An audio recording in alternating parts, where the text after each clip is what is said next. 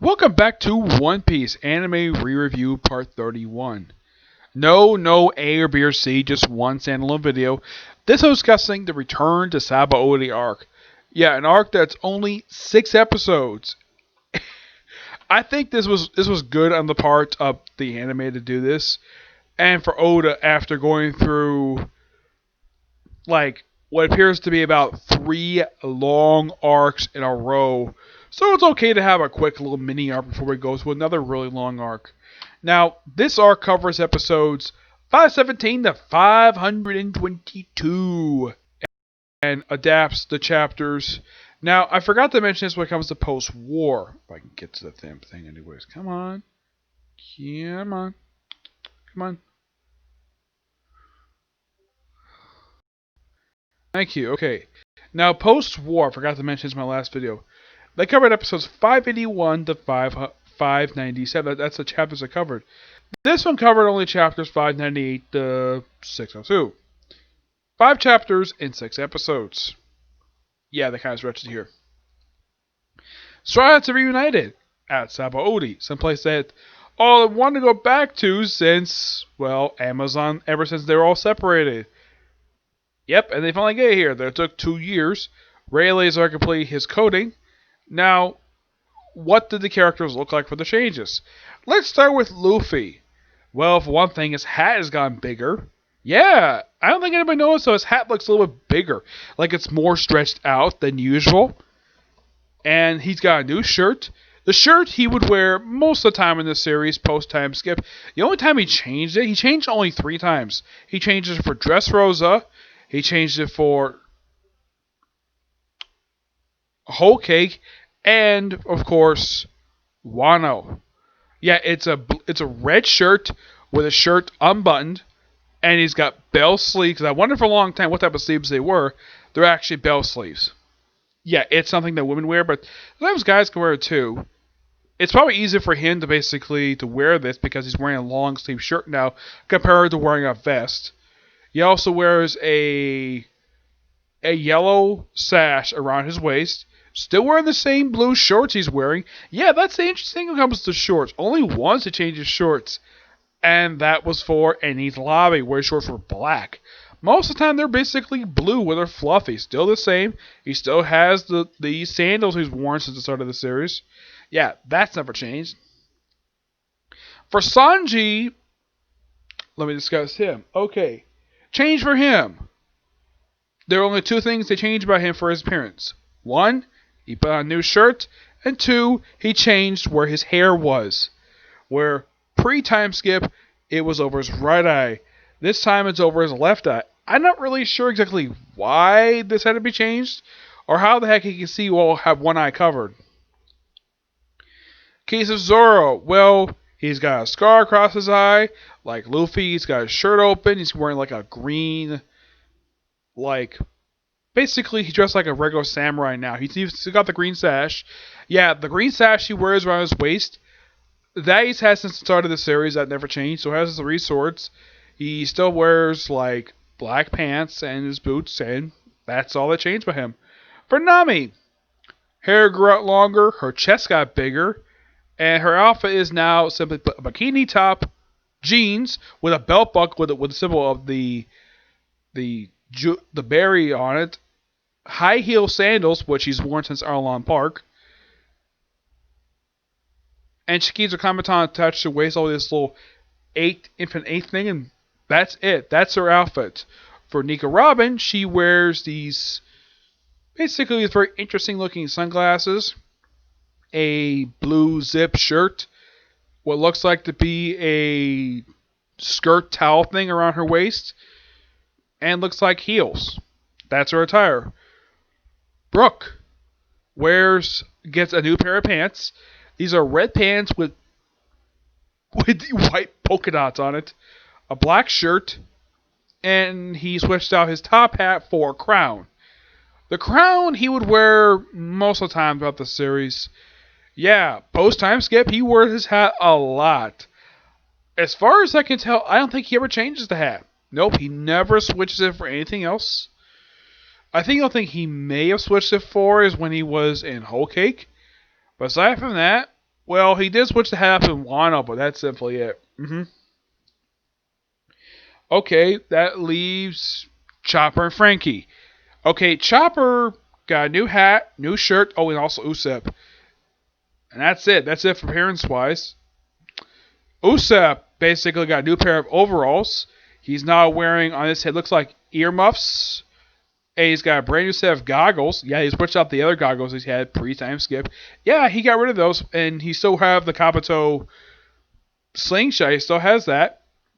He's got more advanced weapons, and that's it for him. Now, as in the case of Frankie, his arms got humongous. He also has little hands inside of his big hand, so he can basically make like small adjustments, like a regular hand. His nose can allow him to change his hairstyle. Still has the same shades, and he's got the metal on his legs exposed now. Yeah, he kept that exposed, despite the fact his face was exposed like he was Terminator. And I think, yeah, that's it for appearance-wise. What they changed here. Though there's one character they do change her look. Though I'll get to her. Now, in the case of how things starts off, we mostly have Luffy basically finished up his training on now, and him and Rayleigh left off in the previous episode. Though they do explain kind of a minor event, small adventure he had during the time skip.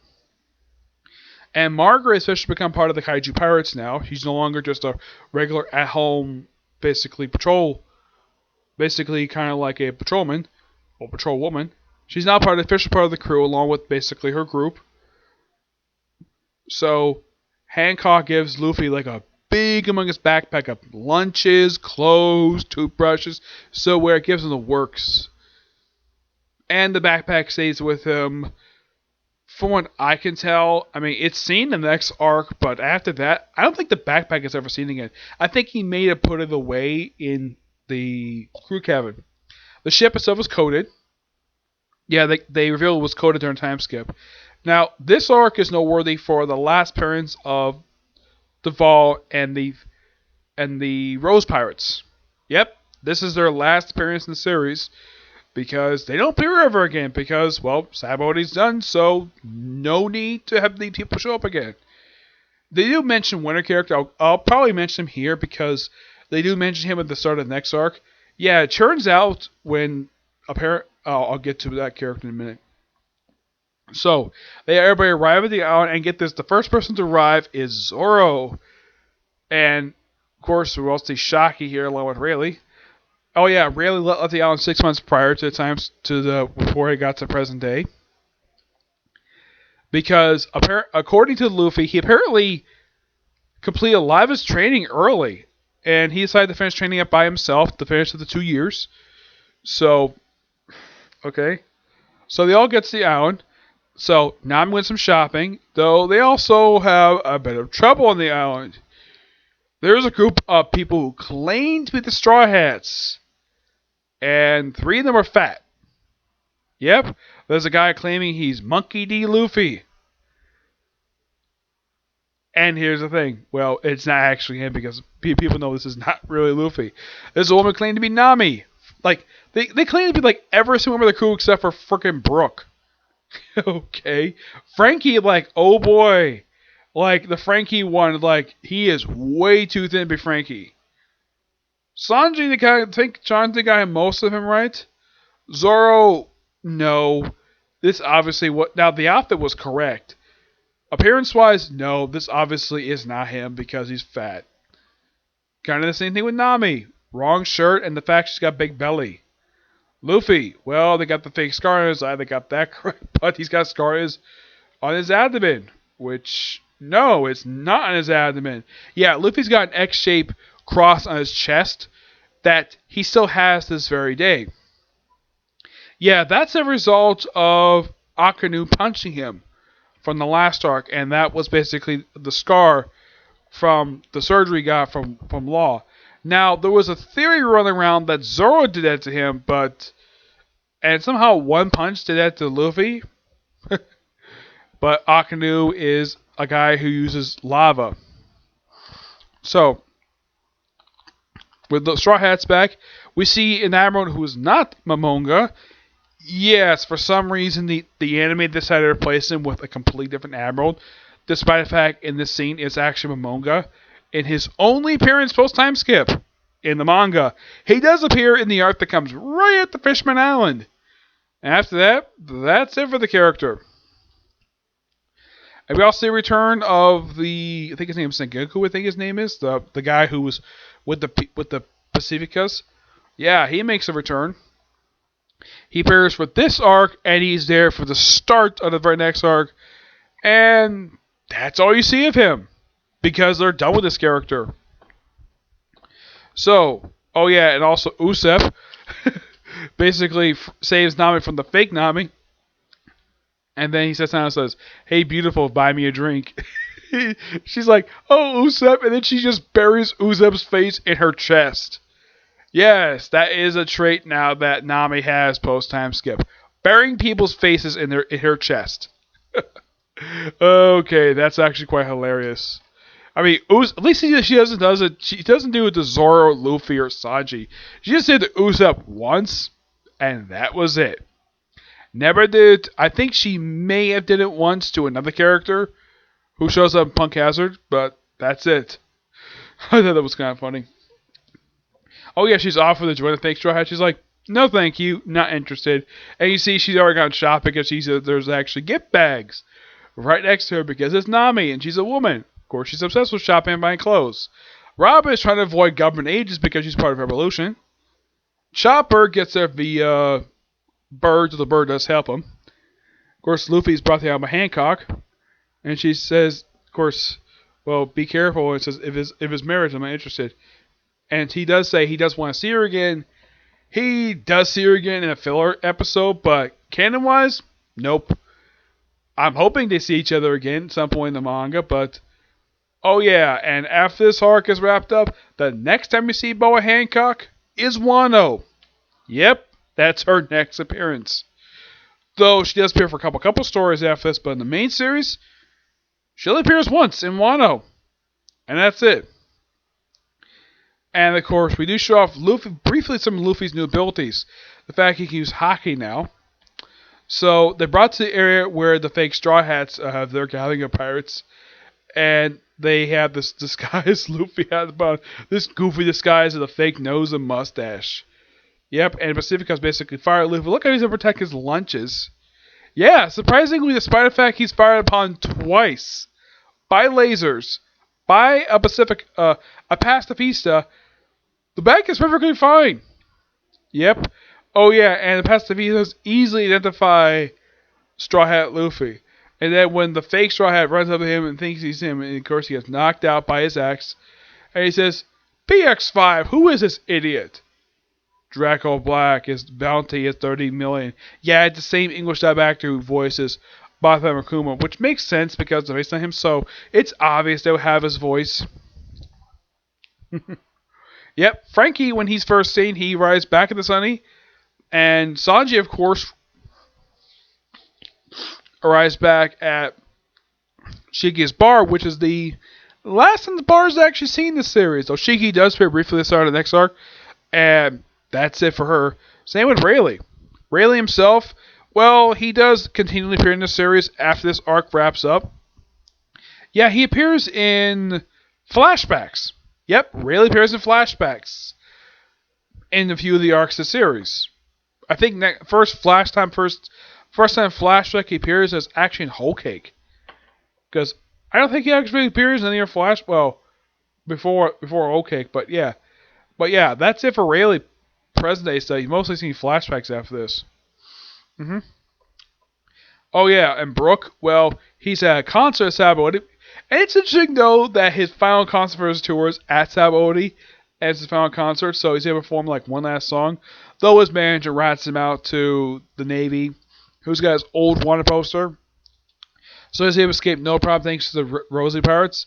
Get back to the ship no problem. Luffy, of course, runs into the real Zoro and Sanji. But they bring him back to the ship. And of course, well, before they get there, we see one last appearance of Penra. Yep. After this, I mean, you see her got a brand new outfit. Also, Sanji, basically, every time he sees a woman, he gets a nosebleed now. Yeah, it becomes a minor gag.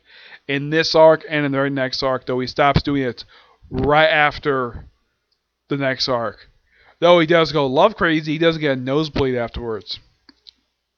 So, that's so hilarious. So Luffy takes down one pacifista, and Zoro and Sanji take out another one. And of course, from the Pendra, who's got a brand new attire now, who apparently can fly, and she apparently is not passing through people. Because normally when we see her flying, she's usually like in ghost form. Apparently, her ghost form can allow her now to fly and not phase to people, because she's poking Zoro in the head with her hat. And the thing is, despite the fact they're arguing with each other, it's kind of been hinted that Penra has got a thing for Zoro, but it's never followed upon. It's hinted at in the meanwhile stuff when it comes to Zoro when he's on Monkey King with Hawkeye Mihawk. Hawkeye Mihawk is seen in this arc briefly. After that, he's not seen against Wano. Wano's also return of Blackbeard and Gecko Moria. Yep. But in the case of what Penra's does, he basically makes people, well, depressed. We see the Bugs, we see Herculin, Usopp's trainer. Yeah, he's seen briefly in this arc for like one brief second. Well, I was saying more like a quick 30-second cameo. And he says, "Good luck, Usoppin." And that's the last to see of him because he's never seen the series ever again. Nowhere's giant bugs apparently brought with him. As in the case of Eva, well, he's not seen here, but he is seen next time in the Reverie arc. Yeah, that's when he finally returns to the series that I can think of. Actually returns in Zoo Island. Yeah, it was a little bit later after this. But as for the transvestites, yeah, this is the last time we've seen them. They never show up in the series ever again. The bird that brings Chopper. Never seen again after this. Yeah, a lot of the characters stop showing up in the series after this arc wraps up. So they get on the ship, and of course Luffy, Chopper, Zoro, and Sanji are the last one going on the ship. So everybody's there, so they try to avoid the Navy, and of course Hancock, as usual thing, how dare you put the ship my path? And of course the Marine will do anything because people would love her because she's smoking hot. And of course Robin, of course when she's like, oh, she's a beautiful woman. And then of course we have Usopp who looks through a telescope who sees Hancock. It's like, wow, that's a very beautiful woman. And of course Sanji sees her and he gets petrified, which I think is so hilarious. And everybody's shocked the fact that even Sanji is more shocked than everybody else that he got hang out at an island with beautiful women and he got to be on an island with a bunch of transvestites. Okay, I thought that was kind of funny. Though they don't mention... Now here's the thing. Zoro does not mention he actually spent time with Hawkeye Mihawk. That would have been funny. If mentioned that, but the Hancock thing, that was hilarious. And of course, Hancock doesn't say anything to Luffy, and he says, "Oh, we'll see you again." Not in the main series. Nope. Because last time she was seeing the series after this, well, her title got stripped from her because they abolished the system after this. Well, not immediately after this. They were in the process of doing this after Dressrosa. Yep. Penrose, she's next seeing Wano when she finds out Gagamori is alive. Then she goes over to see him, and that's the last see of her. Yep. But in the case of this arc, it's a good arc. And, oh yeah, I'll be discussing briefly about 523. They do kind of wrap up some characters here. We get one final appearance of Bartholomew Kuma for a while. Yep. Of course, they all go underwater. They explain the whole thing with the coding system. And Rayleigh is seen briefly in the episode, along with Shaki. Shaki 523, that's her last appearance in the series, and she doesn't return again. Hachi is seen briefly here, though he does appear a little bit later in the arc. Don't worry about that. They do mention that Hachi and go back to Fisherman Island because he got wounded when they were defending this ship. And it turns out one of the people defending this ship was actually Bartholomew Kuma. Yep, he had come there probably just after the Marineford arc, and he decided to stay. Yep. Yeah, there was some stuff basically showing flashback in the last arc with when Rayleigh met with Bartholomew Kuma. because well, his personality is going to be deleted because they took out his brain. What happened to his organs has never been explained. Either they throw him away or they probably put in something else. It's kind of weird. But in the case of Kuma, he programmed one master mission to his brain: protect the Thousand Sunny until a straw hat come by, and then once they saw Frank, he's like, mission complete. And that's the last I see of him for quite a while. Yep, Kuma does not return again in the series until the Reverie arc, where it's revealed he's become a rent slave. And also, he's a former ruler. He's also a monarch. Like, really? Okay, Oda. Let's go with that. Besides the fact you don't think you knew about him, aside the fact he was a warlord, he was a revolutionary who apparently massacred a lot of people. Okay. Yeah. Aside from the fact everybody's fans caused a ruckus now, this Rod's able to get away no problem. And in the case of Senku, the Kizaru's nephew, yeah, after the start of this very arc, he is never seen again in the series ever again. Not that I can think of, no. And the Pacificos, well, Pacificistas, well, they are seen in a filler arc that comes after. They're seen Silver Mine. Actually, not Silver Mine. They're actually in Z's Ambition. Yeah, though it's a alternate version of him for the Neo Navy. Yep. But the ones facing on Kuma, the one wearing the black shirts, yeah, this is the last time they physically appear because they never appear again in the series. Not that I can think of, no. Yep. And that's pretty much it what happened here. Yep. So, yeah, that's it for this particular review. Stay tuned for my review for Black Clover. And as for how many episodes I'm going to do for my first review for Fishman Island, I don't know yet. I haven't decided that yet. But I'm going to start with 524 because that's what I got to. But I decided to talk with 523 because it's more like an epilogue to this arc per se. But 524 is the start of Fishman Island. Well, before they get to it. Yep. So yeah, until you see the next video, which will be Black Clover. Okay, see you next video. Bye.